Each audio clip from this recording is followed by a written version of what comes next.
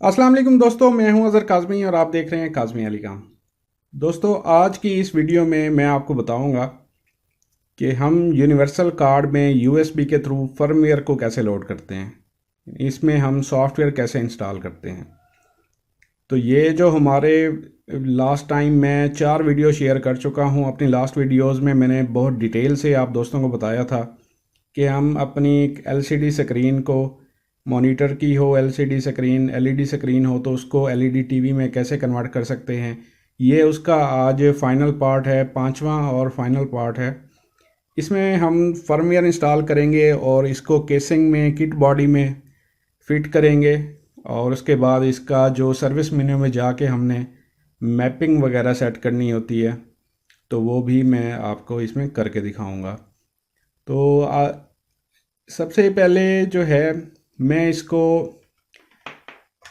USB में मैंने इसका फर्मवेयर डाउनलोड कर लेना है, कॉपी कर लेना है। जिस पैनल का हमने फर्मवेयर कॉपी करना है वो हमें मालूम होना चाहिए। ऑलरेडी मैं वीडियो में डिटेल से बता चुका हूँ कि पैनल की रेजोल्यूशन कैसे चेक करनी होती है। तो ये हमारा जो पैनल था ये 1280x1024 का था, 17 इंच का पैनल है ये। तो इसकी मैंने कॉपी कर ली है इस फ्लैश में। और अक्सर आप दोस्तों ने सुना होगा कि लोग कहते हैं जी इसको फॉर्मेट करना ज़रूरी है। नहीं जी, ऐसी बात नहीं है, इसको फॉर्मेट करना ज़रूरी नहीं है। लेकिन ये ज़रूरी है कि आपकी जो यू डिस्क है वो FAT32 सिस्टम पे होनी चाहिए। FAT32 सिस्टम पे हो और इसमें आपका जो भी डाटा पड़ा हुआ है बेशक पड़ा रहे, लेकिन जो आपने इस कार्ड की बिन फाइल करनी है, अगर सिंगल फाइल है तो फिर इसको खाली करने की ज़रूरत नहीं है।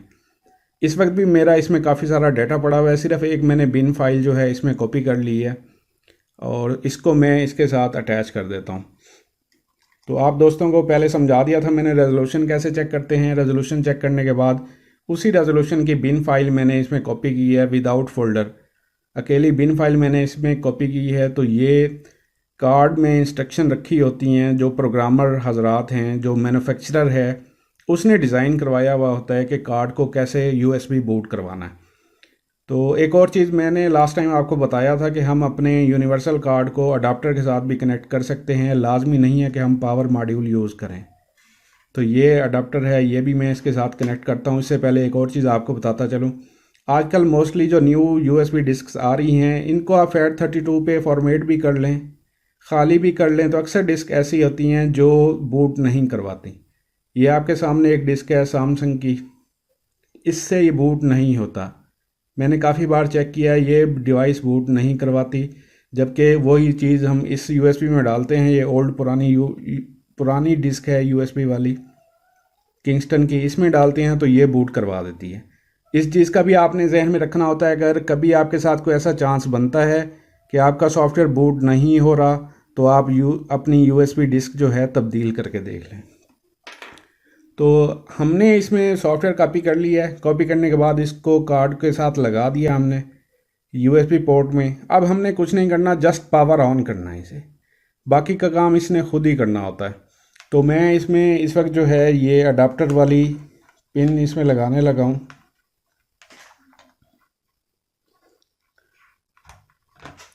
ये लगा दिया जी मैंने और ये रेड लाइट ऑन हो गई है। उसके बाद ये जो रेड लाइट है ये देखें जी, इसने फ्लैशिंग करना शुरू कर दी है, ये ऑन ऑफ हो रही है, ब्लू रेड हो रही है। तो ये हमारी निशानी होती है कि सॉफ्टवेयर इसमें लोड हो रहा है, फर्मवेयर इसमें लोड हो रहा है। ये देखें जी, ये तकरीबन आधा मिनट या इससे कुछ ज़्यादा टाइम लेगा, इतना ज़्यादा नहीं, 1 मिनट में यानी ये प्रोसेस कंप्लीट होना चाहिए हर हाल में। जब ये प्रोसेस कंप्लीट हो जाता है तो ये लाइट ग्लो करना बंद हो जाती है, ब्लिंकिंग इसकी बंद हो जाती है। देखें जी, ब्लिंकिंग इसकी अब बंद हो चुकी है। तो हमारा सॉफ्टवेयर हो गया है। यूएसबी को उतारें या ना उतारें कोई मसला नहीं है, क्योंकि दोबारा जब तक हम सॉफ्टवेयर चेंज नहीं करेंगे ये इस यूएसबी से दोबारा नहीं उठाएगा सॉफ्टवेयर। तो इसको मैं रिमोट से ऑन कर देता हूँ। ये मैंने ऑन कर दिया है और ये हमारा जो पैनल है वो ऑन हो चुका है, हमारी यानी टीवी चल पड़ी है। ये था दोस्तों इसके फर्मवेयर करने का तरीका, इसके फ्लैश करने का तरीका ये था। ये मैंने आपको बड़ी डिटेल के साथ बता दिया, उम्मीद करता हूँ सबको समझ आ गया होगा। तो अब बारी आती है इसके बाद इसको अपनी जो है किट बॉडी में फ़िट करने की। तो किट बॉडी में फ़िट करता हूँ, उसमें उसमें भी एक दो चीज़ें हैं वो मैं आपको क्लियर कर देता हूँ ताकि किसी दोस्त को किसी किस्म की कोई परेशानी ना हो। जी दोस्तों, ये आपके सामने किट बॉडी है जो पहले भी मैं ये दिखा चुका हूँ। तो इसमें जो किट बॉडी में है सारा सामान तकरीबन कंप्लीट ही होता है। तो इसकी फ़िटिंग कैसे करनी होती है, इसमें जो है ये आप देख सकते हैं स्क्रूज़ के लिए जगह बनी हुई है। कुछ किट बॉडीज़ में नीचे की तरफ कार्ड लगता है, कुछ आजकल जो आ रही हैं आपके सामने पड़ी है इसमें साइड की तरफ कार्ड लगता है। कुछ अक्सर 24 इंच वाली हैं उनमें भी अक्सर साइड पे कार्ड लगता है। तो कुछ बहुत स्लिम सी आ रही हैं उनके लिए फिर कार्ड भी काफ़ी स्लिम से होते हैं, उनकी बैक साइड पे लगता है कार्ड। तो मुख्तलिफ़ किस्म की किट बॉडीज़ होती हैं, जिस किस्म का आप कार्ड लेना चाहें तो उस किस्म की किट बॉडी आप ले सकते हैं। मार्केट में हर किस्म की किट बॉडी अवेलेबल है। तो ये जो हमारा कार्ड होता है, ये कार्ड, ये इसकी फ़िटिंग दी गई है। इस फिटिंग में ये एडजस्ट हो जाता है, ऐसे एडजस्ट हो जाता है।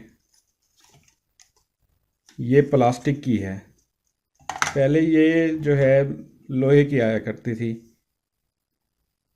तो ये आना बंद हो गई है। जैसे जैसे टाइम गुज़रता जा रहा है तो चीज़ें जो हैं सुकड़ती जा रही हैं। लोग भी डिमांड करते हैं कि हमें सस्ती चीज़ मिले, तो वो जो पायदार चीज़ पहले हुआ करती थी वो तकरीबन अब ख़त्म हो रही हैं। बहरहाल ये इसमें यहाँ पे फ़िट हो जाएगा,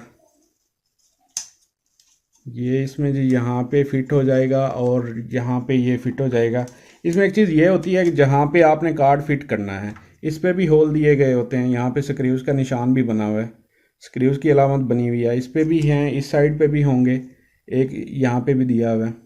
तो इसके थ्रू आप जो है इसको टाइट कर सकते हैं, ग्रिप हो जाता है ये। तो इसको कुछ यूँ मैं यहाँ पे एडजस्ट करूँगा, इसकी जगह यहाँ पे बनी हुई है।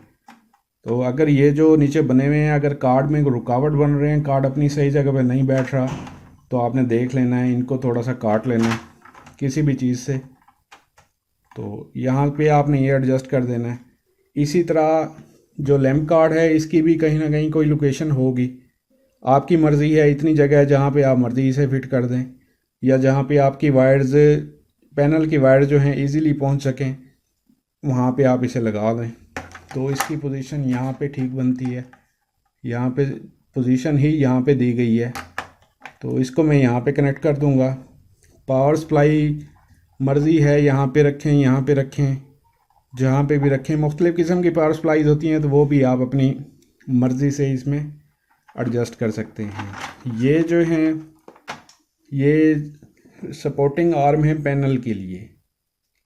ये क्योंकि पैनल छोटा होता है और पैनल की साइड पे भी कुछ नहीं होता, आपके सामने पैनल पड़ा हुआ है, इसकी साइडों पे कुछ नहीं है।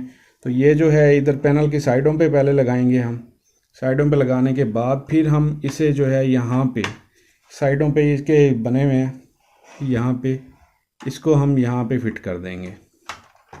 तो ये यहाँ पे फिट हो जाएंगे ताकि जो है हमारा पैनल आसानी से फिक्स हो सके। तो ये इतना सा काम होता है, ये मैं कर लेता हूँ। स्पीकर इसके अंदर बिल्ट इन होते हैं, इसके यहाँ पे हैं, कुछ के यहाँ पे लगे होते हैं। बहरहाल मुख्तलिफ़ सूरत हाल होती है किट बॉडी के हिसाब से। तो ये कीपैड इसमें ऑलरेडी फिट होता है, जैसे कि इस साइड पे फिट हुआ हुआ है राइट साइड पे। और जो इसका IR होता है वो कुछ, ये जो IR होता है कुछ किट बॉडीज़ में जो है इसी पार्ट के ऊपर लगता है, साइड पे यहाँ पे जगह बनी होगी या यहाँ पे जगह बनी होगी। तो इस किट बॉडी का जो है वो यहाँ पे इसका जो कवर है उसके ऊपर यहाँ पे फिट होगा। यहाँ पे जगह दी हुई है स्क्रूज़ के लिए, तो यहाँ पे फिट हो जाएगा, LED यहाँ पे आ जाएगी। सबसे पहले इसकी फ़िटिंग कर लेता हूँ मैं, उसके बाद मैं इसका टॉप लगा लेता हूँ। फिर इसको ऑन करके इसके सर्विस मेन्यू में हमने क्या चेक करना है, LVDS मैपिंग हमने कैसे देखनी होती है, तो वो मैं सारी चीज़ें आपको दिखाता हूँ। जी दोस्तों, इसको मैंने किट बॉडी में बिल्कुल फिट कर दिया है और इसका जो टॉप कवर है वो भी लगा दिया है। अब बारी आती है इसे ऑन करने की, और इसमें जो इसका सर्विस मेन्यू में जो हम LVDS या बिट्स की सेटिंग करते हैं वो भी मैं आपको दिखा देता हूँ। अमूमन हमें करने की ज़रूरत नहीं पड़ती, अगर हम सॉफ्टवेयर हमारा सही हो, LVDS हमारा सही हो, तो वो हमें करने की ज़रूरत नहीं पड़ती। ये हमारा बिल्कुल इस वक्त ओके है। और अब हम जाएंगे मेन्यू में। मेन्यू प्रेस करने के बाद 1147 प्रेस करना है, तो इसकी हम सर्विस मेन्यू में पहुंच जाएंगे। तो इसकी सर्विस मेन्यू के बारे में ऑलरेडी मैं काफ़ी वीडियो शेयर कर चुका हूं कि हमने इसका जो सॉफ्टवेयर बैकअप है वो कैसे लेना होता है, इसको बगैर खोले हुए USB में इसका बैकअप कैसे ले सकते हैं, और इसमें कौन सा कार्ड इंस्टॉल है वो कैसे देख सकते हैं। और इसमें देखें तो TR8331 वाला कार्ड इसमें इंस्टॉल्ड है, और ये आजकल यही कार्ड आ रहा है। और इसमें एक और मज़े की चीज़ है, वो भी मैं आपको बताता हूँ। तो इससे अगर हमने वापस जाना होगा तो दोबारा से मेन्यू का बटन प्रेस करेंगे, और इसमें अब हमने जो बिट की सेटिंग होती है उसके लिए पैनल सेटिंग में जाना होता है। दूसरी ऑप्शन है जी पैनल सेटिंग, इसमें चले जाएंगे तो सबसे पहले आप देख लें कि कलर डेप्थ है, बिट है 8 बिट है। अगर मैं इसे चेंज करता हूँ 10 बिट करता हूँ तो इसमें कुछ ज़्यादा ख़ास फ़र्क नहीं पड़ता। अगर मैं 12 बिट करता हूँ तो ये देखें बिल्कुल इसके कलर अजीब से हो गए हैं थोड़े, फोकस इसका तकरीबन आउट हो चुका है। 6 बिट करता हूँ तो भी इतना ख़ास फ़र्क नहीं पड़ता, लेकिन जब मैं 8 बिट करता हूँ तो ये बिल्कुल परफेक्ट रिज़ल्ट मेरे सामने आता है इसका। तो ये चीज़ हमने यहाँ पे कलर डेप्थ जो होती है ये सेट करनी होती है सम टाइम, लेकिन अक्सर इसकी ज़रूरत नहीं पड़ती। तो इसके बाद ये है, अगर किसी इसमें कुछ सॉफ्टवेयर वीज़ा के होते हैं, कुछ सॉफ्टवेयर जेडा के होते हैं। तो इसमें ऑप्शन है वीज़ा जेडा की। जेडा में कलर थोड़े तब्दील हो जाते हैं, तो लेकिन हम अमूमन जो है अब वीज़ा ही रखते हैं ताकि हमारे कलर वगैरह हर चीज़ सही रहे। तो ये वीज़ा नॉर्मली इसके पुराने कार्ड में 2 सॉफ्टवेयर आया करते थे, इस कार्ड में एक ही सॉफ्टवेयर है, तो इसकी सेटिंग यहाँ से हो सकती है। बाकी इसमें जो है कुछ ख़ास चीज़ें नहीं है। अच्छा दोस्तों, इसमें मैं आपको बताने जा रहा था कि इसमें एक बहुत अच्छी चीज़ इन्होंने डाली है, ये फ्लिप की ऑप्शन है। फ्लिप की आप देख रहे होंगे, मैं इसे थोड़ा सा क्लोज करता हूँ। ये फ्लिप की ऑप्शन है, इसे हॉरिजेंटल वर्टिकल कर सकते हैं, सिर्फ हॉरिजेंटल भी कर सकते हैं, वर्टिकल भी कर सकते हैं। लेकिन ये वर्टिकल या हॉरिजेंटल हमारे काम नहीं आएगा। असल में ये मिरर की ऑप्शन है, यानी अगर आप सॉफ्टवेयर करते हैं और आपको स्क्रीन उल्टी दिखती है तो आप यहाँ पे आके इसे जो है हॉरिजेंटल वर्टिकल कर सकते हैं। इस वक्त ये हमारी स्क्रीन सीधी है, अगर मैं इसे यहाँ पे हॉरिजेंटल वर्टिकल कर देता हूँ और दोबारा मेन्यू में आके ये मुझसे मैसेज मांग रहा है यस करना है या नहीं करना फ्लिप मोड को, तो मैं इसे अगर यस कर देता हूँ लेफ्ट एरो से, तो ये जो है इस वक्त फ्लिप मोड पे चला गया, यानी ये मिरर हो गया।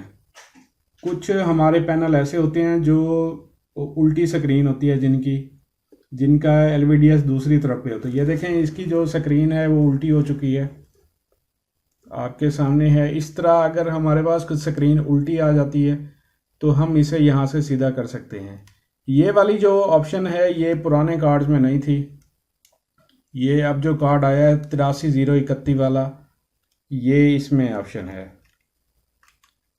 तो इसको दोबारा से मैं ठीक कर देता हूँ फ्लिप वाली ऑप्शन में जाके, तो इसको मैं ऑफ ही कर देता हूँ। बाकी हॉरिजेंटल वर्टिकल करेंगे तो जो राइट साइड पे तो ये आ रहा है हमारा मेन्यू, तो वो लेफ़्ट साइड पे चली जाएगी। अगर ऐसे फिर इसके जो वर्डिंग राइटिंग है, टेक्स्ट है, ये भी उल्टा हमें नज़र आएगा। तो इसको दोबारा से मैंने कर दिया है जी, इसको एग्ज़िट कर देते हैं, लेफ़्ट एरो प्रेस कर देते हैं, ये दोबारा से ऑफ होके फिर से ऑन होगा। ये ऑन हो गया जी हमारा सिस्टम, और ये स्क्रीन दोबारा से हमारी सीधी हो गई है। ये इसमें इस कार्ड में एक ख़ास फंक्शन था जो कि न्यू कार्ड आया है, तो इसमें ये न्यू एडिशन हुआ है फंक्शन। बाकी तकरीबन इसमें सारे फंक्शन वैसे ही हैं जैसे पुराने कार्ड में थे। तो ये थी दोस्तों आज की वीडियो, और ये हमारा लास्ट पार्ट था। जब से हमने ट्यूटोरियल शुरू किए हैं, अगर कोई ऐसा बंदा जो बिल्कुल भी कुछ नहीं जानता और वो सारे ट्यूटोरियल देख लेता है, तो वो इस काबिल हो जाएगा कि एक एलसीडी स्क्रीन को एलईडी टीवी में तब्दील कर सके और इसकी फॉल्ट ट्रबल शूटिंग भी कर सके। इसके कनेक्शन कैसे होते हैं सारा कुछ मैंने डिटेल से बता दिया है।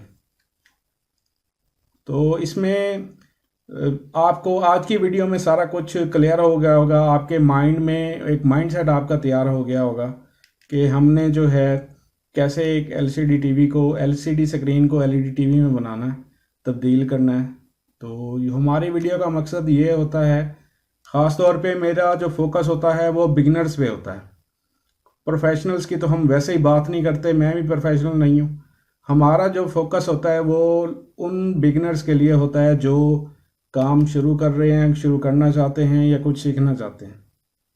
तो उम्मीद करता हूँ दोस्तों आप ये वीडियो लाइक ज़रूर करेंगे, और इसके इन सारे ट्यूटोरियल्स को देखने के बाद भी अगर आपका कोई भी कमेंट हो तो आप कर सकते हैं, इंशाल्लाह मैं आपको रिप्लाई करूँगा।